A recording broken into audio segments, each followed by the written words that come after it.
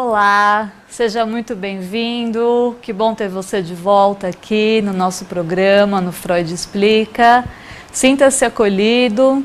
Gente, hoje um tema muitíssimo importante. Novamente vamos falar da saúde da mulher, tá? A gente está aí quase em outubro, né?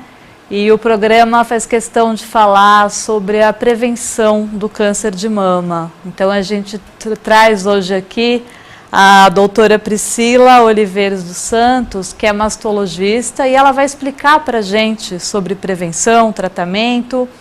Agora, corre aí no e-mail, tá? Programa freudexplica@gmail.com, porque o tempo corre, segundo bloco são perguntas aí, tá bom? Então, eu espero contar com a sua participação. Vamos lá, então. Doutora Priscila, muito obrigada pela presença, tá? Boa tarde, Tati. Obrigada. Boa tarde. Prazer estar aqui. E vamos conversar um pouquinho aí sobre essa doença que é tão importante, né? Vamos sim. Me fala um pouquinho essa questão do Outubro Rosa, né? Que é o mês da prevenção, onde a gente vê inúmeras campanhas, né, sobre a prevenção. Rapidamente, como é que surgiu essa... Por que outubro, né? O Outubro Rosa é o mês da prevenção do câncer de mama, né? Então, é uma coisa, hoje em dia, é mundial. Começou inicialmente nos Estados Unidos e acabou se espalhando. Começou com a iluminação de alguns monumentos públicos com a cor rosa. Isso foi se espalhando ao longo do mundo. Então, e com coisas como programas de conscientização, ou mesmo corridas, caminhadas para levantamento de fundos, né? E é importante, tem uma fundação nos Estados Unidos que chama Susan G. Komen, que foi fundada pela irmã da Susan, que a Susan teve câncer de mama com 33 anos. Quer dizer, bem jovem, bem jovem, né? E ela acabou falecendo após 3 anos. Tá. E a irmã resolveu fazer alguma coisa para evitar que mais mulheres passassem por isso. E ela fez essa fundação e eles promovem corridas, caminhadas, promovem coisas para angariar fundos para o tratamento, para a pesquisa do câncer de mama. Que é super bacana, porque realmente a prevenção, né? Eu acredito que seja essencial, porque hoje em dia um câncer de mama diagnosticado rapidamente, ele vai ter, quer dizer, uma probabilidade de morte muito pequena, né? Sim, um câncer de mama diagnosticado inicialmente, estágio 1, que é o mais inicial, ele tem mais de 90% de chance de cura. Então, o objetivo principal é que nós diagnostiquemos esses tumores inicialmente. E como que se faz isso? Pela realização dos exames de rastreamento. Então, o Outubro Rosa é importante, né? A gente não tem que lembrar disso só em outubro, claro, né? Claro. Tem que lembrar sempre. Mas é legal porque isso entra muito na mídia, então a gente lembra as mulheres, olha, a partir dos 40 anos, faça sua mamografia todo ano, né? Por quê? Se a gente diagnosticar bem inicialmente, a chance de cura é enorme, né? Você falou agora há pouco, quer dizer, como surgiu, né? A irmã com 32, 33 anos, teve câncer. Por que a mamografia só após os 40, né? A gente vê muitos casos de mulheres com 27, 30 anos. Então, por que a mamografia não pode ser feita com menos idade? O que a gente sabe é a incidência do câncer de mama, ela aumenta com a idade, né? Então, assim, o pico de incidência é em torno de 53 anos. Ok. E o que se sabe, por todas as pesquisas que já foram feitas, que a mamografia, ela reduz a mortalidade por câncer de mama, reduz em mais de 40%. Se realizada em mulheres a partir dos 40 anos, tá? Essa redução ela é muito maior a partir dos 50 anos, mas ela já é visível a partir dos 40. Certo. Né? Por isso que a Sociedade Brasileira de Mastologia, a SOGESP, que é a Sociedade Brasileira de Ginecologia e Obstetrícia, recomenda mamografia anual a partir dos 40 anos. Para mulheres da população geral sem história nenhuma. Né? Se a gente pegar o INCA, que é o Instituto Nacional do Câncer, e o Ministério da Saúde, eles recomendam mamografias bianuais a partir dos 50 anos, tá? Justamente por isso, porque assim, para você diagnosticar um câncer numa mulher entre 40 e 50 anos, você precisa fazer muito mais mamografias do que a partir dos 50 que você tem mais casos. Certo. Não sei se eu fui claro. Não, assim. foi sim. Então, assim, os estudos mostram essa redução a partir dos 40. Os estudos não se faz mamografia em menos de 40. Tá, quer Por dizer, quê? são outros aspectos que vão te levar a desconfiar de Sim. repente, uma mulher de 30 anos, né? Quer Sim, dizer, e assim, a gente tem como se diz, a limitação da técnica, né? Então, Ok. a mamografia numa mulher muito jovem, ela não é muito boa, porque mulher jovem, ela tem as mamas densas. Conforme densa, quer dizer, tem muito tecido mamário. Conforme a gente vai envelhecendo, o tecido mamário vai sendo substituído por gordura. E aí a Ok. mama vai ficando mais adiposa. E a mamografia, ela é boa para mamas mais adiposas. Quanto mais gordura tiver a mama, mais coisinhas a mamografia vai detectar. Certo. Então não adianta eu sair fazendo mamografia Em todo mundo. Em todo mundo. 25 anos vamos fazer mamografia? Não. Tá. Porque eu não vou enxergar nada. E eu vou ficar expondo essa mulher desde muito cedo à radiação. E eu vou predispô-la a ter câncer devido à radiação que ela está acumulando no corpo. Certo, certo, bacana. Uma pergunta que também é uma curiosidade que as pessoas têm bastante, diferença do mastologista e do oncologista. Quer dizer, vamos lá, a mulher fez através do ginecologista, né, o pedido da mamografia, ela descobre ali que realmente é um tumor maligno, né? Ele encaminha para vocês, quer dizer, para o mastologista diretamente, ou oncologista, ou depende? Como é que é isso? Tá. Bom, o mastologista, a mastologia é uma especialidade relativamente nova, então muita gente nem sabe, mas o que é isso, né? Sim. Então, mastologia é a especialidade que trata das mamas, tá? Então, de doenças mamárias, então dor mamária, nódulo mamário e câncer de mama. Tá? Então, se o ginecologista foi lá, pediu a mamografia de rastreamento, viu lá um nódulo suspeito, ele encaminha para quem? Para o mastologista.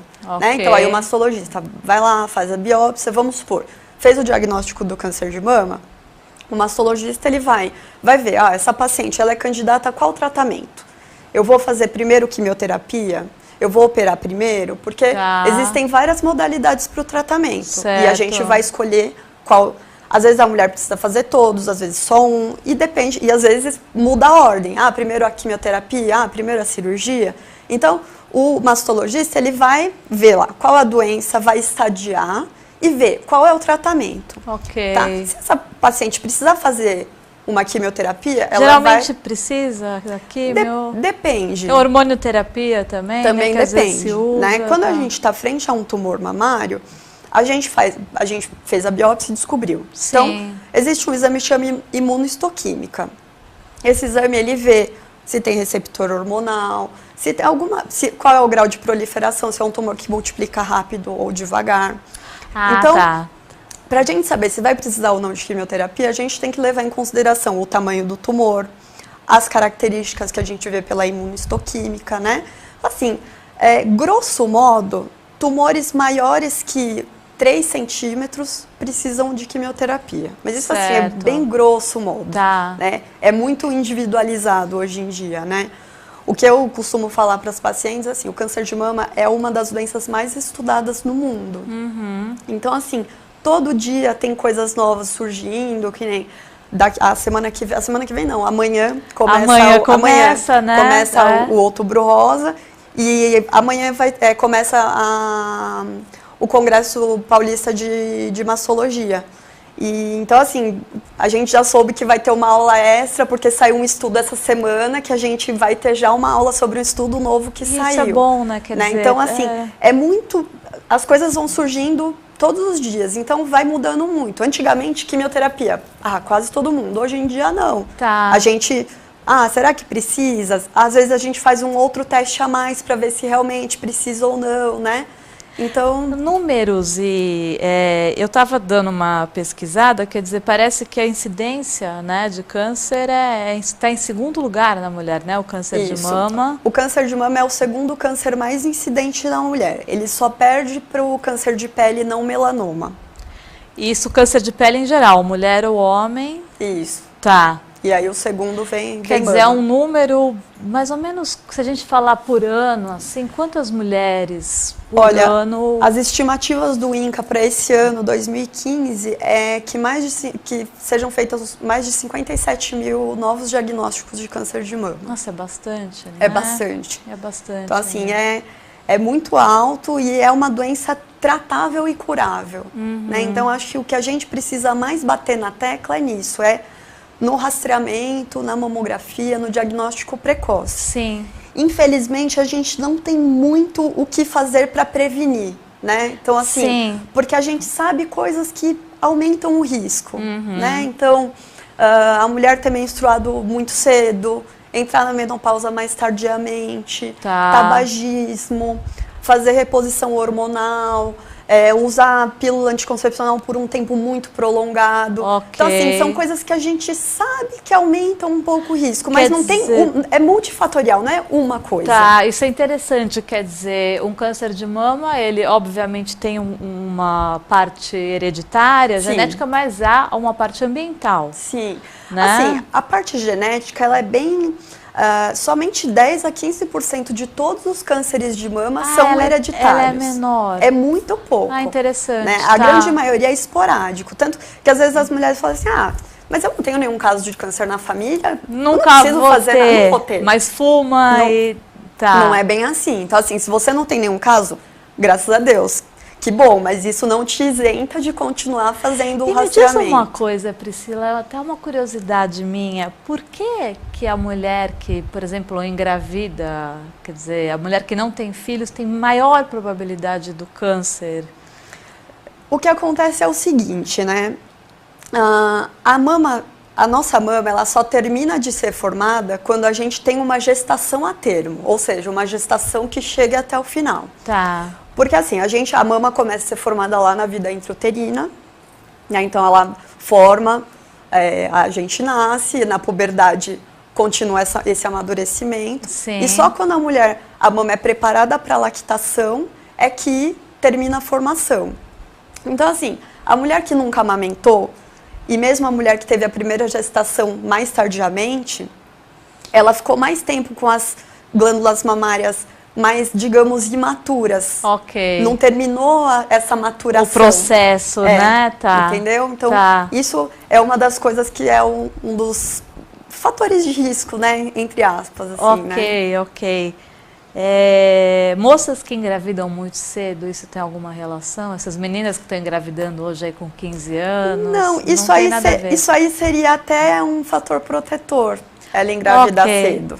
Porque ela está terminando esse amadurecimento. Esse processo. Né? Ela está ficando esse período que ela está gestante, que ela está lactante, sem o estímulo hormonal mensal que a gente tem durante a menstruação, durante o ciclo menstrual, né? Então seria, de certa forma, até protetor, né? E, doutora, quando a gente viu na mídia toda, né, a questão da Angelina Jolie, né, que fez o teste genético, retirou seios, né? Atualmente retirou ovários também, sim, útero, também. né? Eu estava vendo.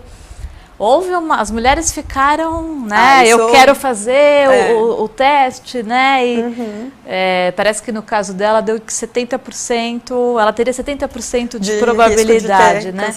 Como é que é? Quem é que precisaria fazer o teste? Vocês recomendariam para quem, né, o teste? Uma coisa que é importante é que assim, o que ela fez não é para todo mundo. Né? Sim. Então, assim, primeiro, por que ela foi fazer o teste? Ela tinha história que a mãe dela tinha tido câncer de mama e câncer de ovário e faleceu de câncer de ovário. Quer dizer, ela agiu corretamente, né? Sim, ela tinha uma história familiar muito importante, né? Se eu não me engano, a mãe dela tinha mutação do BRCA1. Tá. Isso eu não tenho certeza, mas eu acho que sim. Ela foi lá e fez o teste genético. O teste dela deu positivo. Então, ela tem mutação, ela teria um risco ao longo da vida de 70% de ter câncer de mama. Que é muito alto, né? É um risco muito alto. Então, ela optou por fazer a cirurgia redutora de risco, que foi a mastectomia profilática. A mastectomia, ela reduz em 90% o risco de câncer de mama. Então, assim, o que é importante a mastectomia não vai zerar, é impossível zerar o risco. A gente reduz muito, né? Então reduz 90%. Ok. Mas não é total, né? Porque na hora da cirurgia, assim, a gente tem a mama, tem pele, tecido subcutâneo, que é a gordurinha, e aí começa a mama. Não dá pra gente saber onde acaba a mama e começa essa gordurinha. Sim, então sim. sempre um pouquinho de tecido mamário vai restar ali. Então não reduz em 90%. Quer dizer, em 100%. Ela ainda tem ainda tem um risco muito pequeno, mas existe. Né? Então, assim, quem deve ser testada, né? Porque às vezes a paciente chega no consultório, doutora, eu quero tirar a mama. Sim. Calma. Angelina Jolie tirou, eu vou tirar, isso. Né? Não é bem assim, né? Então, e outra coisa, tem que tirar o ovário também, porque assim, o BRCA1, ele aumenta o risco de câncer de mama e de ovário. Ok. Então, por isso que tem que ser feita as duas cirurgias, né? Então, quem que deve ser testada? Pacientes que tenham uma história, né? Então, ou pacientes que tenham diagnóstico de câncer de mama muito jovens, então menos de 45 anos com câncer de mama. Ou que tenham câncer de mama e tem já um parente com câncer de mama numa idade jovem, né? Ou paciente que não tem câncer, mas a mãe teve câncer de mama com 35 anos, por exemplo.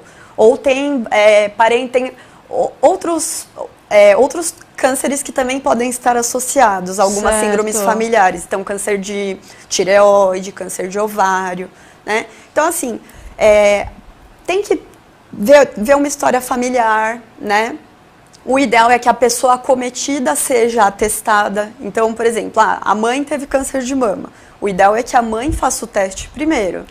Porque aí a mãe é multada, a mãe é positivo, BRCA1, então tudo bem, então vamos testar a filha. Porque se a mãe não for multada, a probabilidade da filha ser é menor, Sim, né? Claro. Então, é importante isso, assim, a história familiar é a coisa mais importante, ter um aconselhamento genético, né? Porque, assim, na consulta a gente até tira uma história, vê lá o heredograma, pais, mães, avós, mas o geneticista, ele aprende a fazer isso muito bem, né? E esse exame, ele é caro ou... É caro. Tá, quer dizer, uma população de SUS não tem acesso, né? Quer dizer, ele é um exame... Ainda não, ele é um exame bem caro, né? Então, e também assim, o que é importante, o que eu vou fazer com este exame, né? Sim. Porque eu já vi pacientes que não quiseram fazer, sabe assim, a mãe teve câncer, a irmã teve câncer, você quer fazer? Não, não quero. Porque eu vou achar que eu sou uma bomba relógio, eu não quero fazer. Sim, sim. Então assim, tendo um resultado positivo, aí sim a paciente tem que receber as informações do que ela pode fazer. Então, das terapias redutoras de risco, né? Certo. Então, seja a cirurgia, tem medicação que dá para tomar também. Então, cirurgia da mama, cirurgia do ovário. Então, saber ter o exame positivo implica em fazer alguma coisa, Sim, né? eu fico imaginando a questão emocional da retirada do seio, né? Também tem isso, quer dizer, presencia isso, também deve ser muito complicado para a mulher, né? Esse processo. Como é que é hoje em dia? Qualquer mulher que retira o seio, ela pode ter uma prótese implantada ali no momento ou não necessariamente em todos os casos? Então, desde 2013, existe uma lei que toda mulher com câncer de mama tem o direito a fazer uma reconstrução imediata no momento da cirurgia do câncer. Ah, legal. Isso é uma lei, então. É uma lei. A Dilma assinou em 2013. Tá. Porém, desde que haja condições clínicas, né? Porque às vezes não tem como, às vezes é um tumor já muito avançado, enfim. Mas assim, grosso modo, toda mulher com câncer de mama tem o direito a uma cirurgia reconstrutora. Né? Então, isso melhora muito a questão emocional, né? Porque assim, a mama, ela é muito importante para as mulheres, né? Ela é um símbolo da feminilidade, então é difícil dar um diagnóstico desses, né? Com certeza vai mexer com a autoestima e... Mexe, né? Então mesmo mais idosas falam, será que mais idosa? Não, às vezes paciente idosa fala... tem que tirar a mama. Não, pelo amor de Deus, eu não vou tirar minha mama. Né? Complicado, então, é uma coisa complicada, assim, é difícil, né? Mas... Okay. Então, gente, o papo está muito interessante, a gente vai entrar no intervalinho e não esquece, manda sua pergunta aí, programa freudexplica@gmail.com e a gente a doutora vai estar respondendo aí para vocês, ok? Então, até daqui a pouquinho.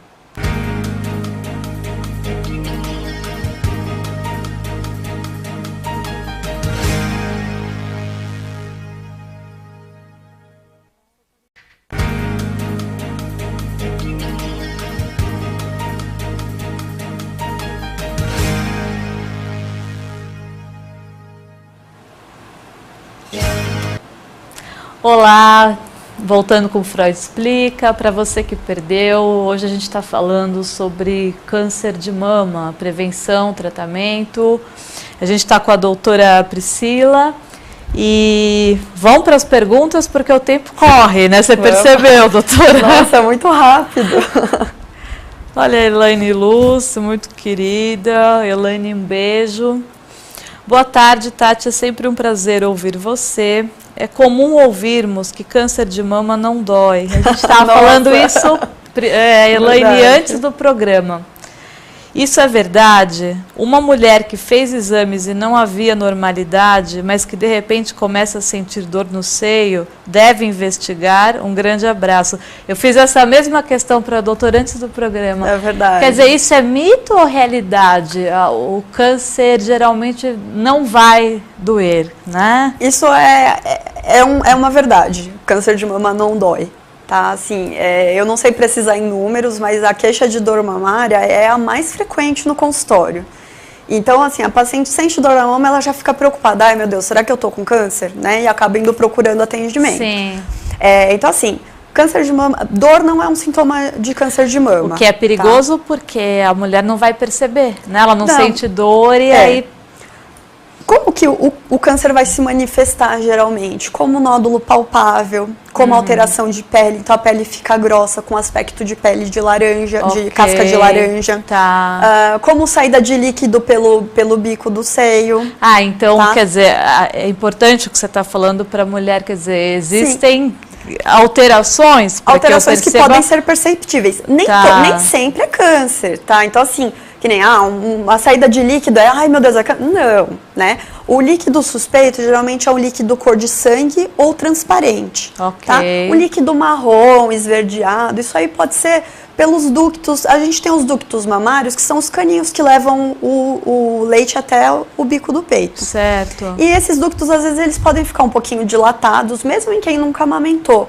E pode acumular líquido lá e dar essa saída de líquido. Dar essa saída, né? então... Sim, na dúvida, claro, é melhor procurar um especialista. Sim. Tá? Mas, assim, a dor somente realmente não é uma coisa que preocupe a gente. Ok. Então, não é mito, né? Não é mito. Olha aqui, vamos ver do Otávio. Ele diz o seguinte: já ouvi dizer que homem pode ter câncer de mama. Isso é real? Como o homem deve fazer a prevenção? É tão grave quanto o da mulher? É verdade que o homem pode ter câncer de mama, né? O homem tem tecido mamário também, é bem menos do que a mulher. O câncer de mama em homem corresponde a menos que 1% de todos os casos de câncer de mama. Então, assim, é bem raro mesmo. Bem raro, tá. Ele vai se manifestar geralmente como nódulo palpável, como nódulo, alteração da pele, né? Não tem um exame de rastreamento. A gente não vai sair fazendo mamografia em todo homem. Mamografia, sim. Não, né? Então, o que a gente pode recomendar é exame físico mesmo, se autoexaminar. E existe câncer de mama familiar, câncer de mama masculino com história familiar também. Tem uma mutação em um gene, que é o BRCA2, tem o BRCA1, que é o da Angelina Jolie, e tem o BRCA2, que ele está presente em grande parte dos tumores de mama masculinos. Quer dizer, o homem também precisa, né, gente, ficar atento, né? O homem geralmente tem essa questão, até com a próstata, né, de não querer, não, deixa que... Gente, por favor, né? Verdade. Precisa estar aí. Vamos ver aqui.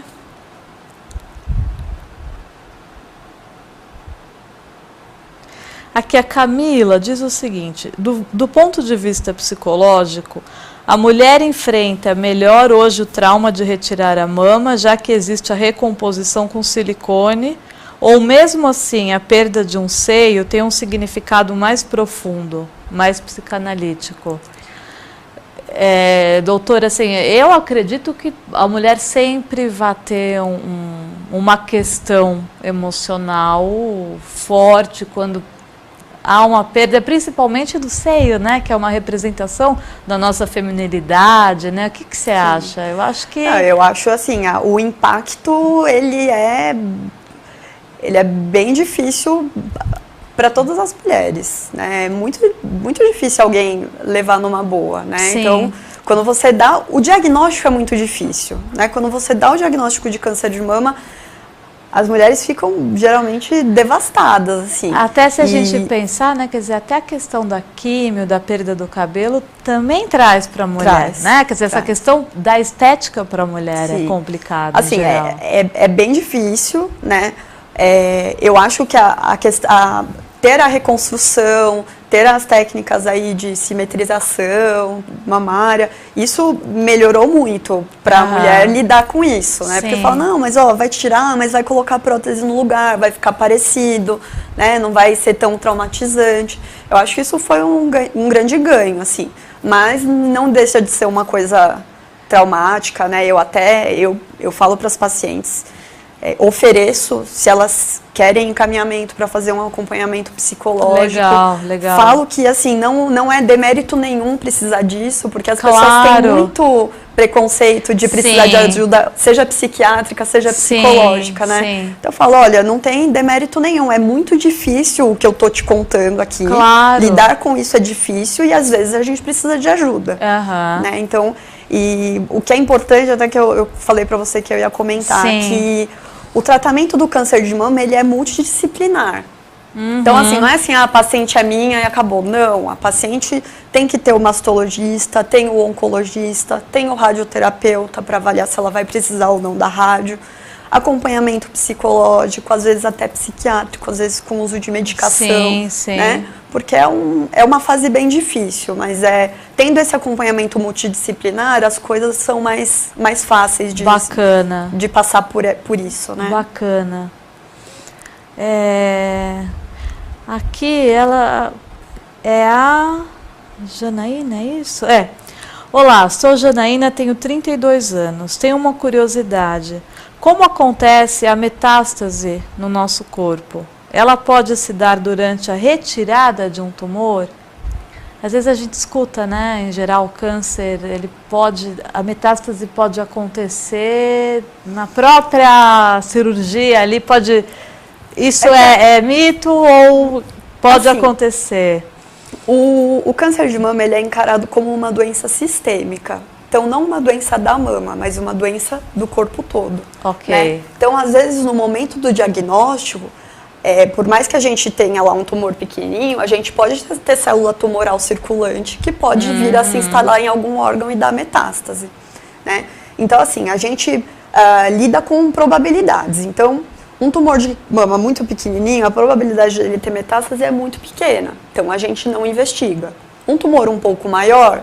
já tem maior chance, a gente investiga se tem ou não metástase, tá? Então, eu posso ter metástase já, quando eu fiz o diagnóstico? Posso, às vezes metástase que eu não tô vendo. Então, muitas vezes a gente indica a quimioterapia por causa disso, porque o que é a quimioterapia? É um tratamento sistêmico, é uma droga que vai na veia e vai agir no corpo todo, matando possíveis células tumorais que estejam circulantes. Para impedir justamente... Impedir que venha a acontecer uma metástase. Porque quando acontece, e é rápido, né, Priscila? Infelizmente Olha, geralmente assim, a metástase... Quando a gente tem uma paciente, por exemplo, teve câncer, foi tratada. No segmento, a gente geralmente não fica pedindo exames para procurar metástase direto. A gente espera para ver se aparece algum sintoma. Por quê? A gente fazer um exame, ficar rastreando e descobrir uma metástase pequenininha ou esperar essa metástase dar o sintoma, geralmente essa diferença é de cerca de 4 meses e que não muda a sobrevida. Não muda o ganho que essa pessoa vai ter fazendo um tratamento mais precocemente. Né? Então, geralmente ela vai dar sintoma.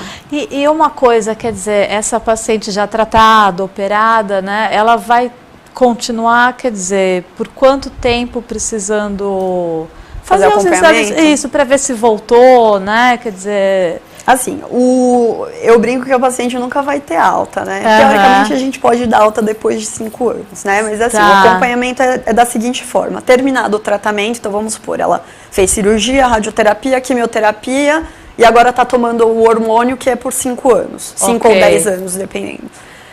quando ela terminou esse tratamento, está lá só no hormônio, ela vai ter retornos com o seu mastologista a cada 3 ou 4 meses. Ah, tá, e ela toma esse hormônio por 5 anos? 5 anos, okay. Se ela tiver indicação, Sim. né? Então ela vai ter retornos nos primeiros 2 anos a cada 3, 4 meses. Então retornos para exame físico e mamografia uma vez por ano, anual. Tá. Após 2 anos, do 2º ao 5º ano, retornos semestrais. Tá. Mamografia ainda continua anual. E a partir do 5º ano, retornos anuais. Quer dizer, porque a probabilidade cai muito. Cai muito, se ela, Porque se assim, não voltou em 5 anos... Pode voltar? Pode, tá. Mas já cai muito, tá? A recorrência, ela ocorre geralmente nos 2 primeiros anos. Então, por isso que nos 2 primeiros anos que a gente faz um acompanhamento mais restrito. Né? Porque se aparecer alguma coisa, a gente já pega. Essa recorrência é alta, a taxa, quer dizer... Não necessariamente também depende do tamanho do tumor, depende de que tratamento a gente fez. Aqui a Flávia diz o seguinte: boa tarde, muito bom o tema e o programa de hoje. Obrigada, Flávia. Comecei a ter cistos duros nos seios e sentir dores. Isso pode ser perigoso? Estou entrando na menopausa, tenho 48 anos. Cistos são doenças mamárias benignas, tá? Então, eu brinco... E eles doem. E doem, eles doem. Às vezes dá nódulo palpável, sim, né? Mas assim, se ela foi ao médico, fez os exames, o médico falou que é cisto, não há o que se preocupar. Cisto essa realmente questão é benigno. Dela de estar próxima aí da menopausa pode trazer esse cisto? Se isso tem a ver ou não? Não, assim, às vezes pode até melhorar com a menopausa, né? Porque como vai ter uma queda aí hormonal, às vezes melhora, justamente porque vai ter menos hormônio, vai ter menos variação hormonal que existe com o ciclo menstrual. Então, a tendência é que até melhore com a menopausa. Certo. Aqui a Amanda... doutora Priscila, o câncer de mama pode ser adquirido após um grande trauma emocional? Já li alguns relatos sobre isso. Algumas mulheres que adquiriram câncer de mama ou ovário após separações ou situações de perdas. Isso faz sentido? As pessoas geralmente comentam muito essa relação do psicossomático, né? Do que eu adquiro com uma dor emocional. E na sua visão, você acha que é possível isso? Eu acho que não é que a pessoa adquire com o trauma emocional. O trauma emocional, ele faz cair a defesa do organismo, né? Então tem uma queda da imunidade. E isso pode fazer. Você já tem ali uma predisposição, já tem uma mutaçãozinha. Com a queda da imunidade, aquela mutação começa a se replicar e aparece o tumor. Então, para mim, a explicação é essa. Sim. E aí qualquer coisa, quer dizer, quando você está realmente num estresse, uma depressão, você está propenso né, quer dizer... Está propenso a deixar que o que não é para crescer, cresça. Porque suas defesas não estão ali prontas para ir lá e frear isso. Exatamente. Uma coisa que a gente percebe muito também é a pessoa que tem o câncer, né? É curioso, mas realmente quando ela tem aquela vontade de vencer, realmente né, quer dizer, parece que o corpo reage melhor, né? Eu acho bonito isso no ser humano, né? É bem interessante. Aqui da Sandrinha.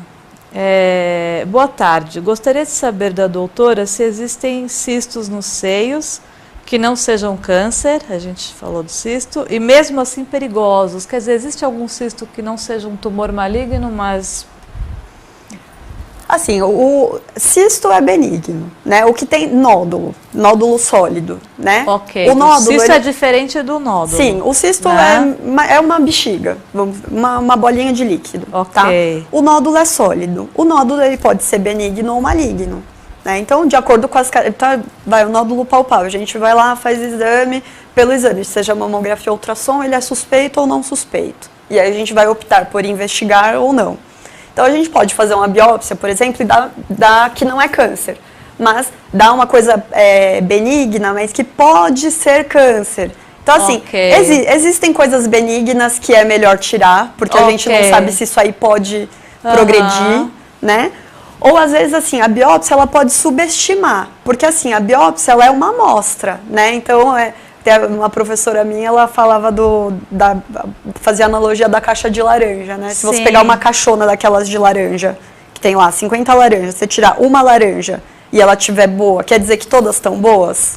Não, pode ter uma podre ali, claro, né? Claro. Então, a biópsia ela é uma amostra. Então, às vezes, um resultado de biópsia pode vir benigno, mas um benigno que a gente fica na dúvida. Então, às vezes, tem que tirar esse nódulo mesmo tendo vindo benigno. Então, existem muitas coisas entre o benigno e o câncer. E o câncer tem muita coisa. Sim, a gente está com o tempo, mas dá para ler mais uma questão aqui, do Pérez. Ele diz o seguinte: boa tarde. Passei por uma experiência muito traumática quando minha ex-esposa teve câncer de mama. Eu queria ajudar em tudo, mas a autoestima dela acabou ficando muito baixa e ela me deixou. Não seria importante alertar os maridos em como agir nessas situações? Ficamos com os pés fora do chão também. Obrigado, Pérez. Interessante, Pérez. Eu acho até... Deve ser complicado realmente, né? Também para o homem, sim, né? É complicado. Não só para o marido, para os filhos, para a família. Porque isso altera a dinâmica familiar toda. Claro. Né? Então, assim, eu acho que é bem importante o marido, o companheiro, os filhos estarem presentes. Né? Então, se puderem acompanhar a paciente nas consultas, tirar as dúvidas também. Né? Porque... é difícil para todo mundo. Então, assim, às vezes a consulta acaba até sendo uma sessão de terapia. Assim, eu tenho paciente que eu conheço a família inteira, vai todo mundo na consulta, eles me contam das DRs, um reclama do outro para mim, mas assim... É um momento de conflito, um momento tenso, né? Claro. Sim. Então, eu acho que, assim, estar presente é bem importante, né? Buscar ajuda, às vezes, também vale a pena, né? Que nem eu falei antes, de buscar aí ajuda psicológica, né? Para lidar com isso, porque realmente é complicado. Sim, quer dizer, essa ajuda psicológica não só a mulher, mas às vezes de repente, a família esse toda. homem também, os filhos, a família toda, né? Como é que eu vou lidar com essa pessoa que está com câncer? O que eu acho que é mais importante, assim, não tratar a pessoa como doente, né? Assim, eu tenho história pessoal, a minha mãe teve câncer, não foi de mama, mas as pessoas às vezes queriam tratá-la como doente. Eu falo, não, não trate a pessoa como doente. Continue tratando como ela sempre foi. Né? E eu falo para os pacientes, seja egoísta, se afaste de quem não te traz coisas boas. Então, sim, é o egoísmo saudável, né? Que é importante. Mas tem gente, tem aquele meu vizinho que fica falando um monte de coisa. Não vai mais na casa dele, não deixa ele na sua casa. Exatamente. Conviva com pessoas que te tragam coisas boas. Isso sempre, né? Sim, acho que isso vale para tudo, exatamente. Aquela mas nesse momento, nesse momento mais ainda, porque você precisa de pessoas que te puxem para cima e não o contrário, né? Com certeza. Então eu acho que isso é importante. Doutora, adorei, viu? Gostei muito. Muito bom o tema. Vamos voltar, porque é sempre bom estar falando sobre isso. Muito obrigada. Imagina. Tá? Obrigada a você pela oportunidade. Gente, eu até brinquei com ela, né? Eu tô adotando a família Mato, né? Semana que vem a gente vai falar de cirurgia plástica, né? Inclusive até voltar um pouco aí na questão dos seios também, né? Então eu vejo vocês na próxima quarta-feira. Um beijo muito grande. Até lá.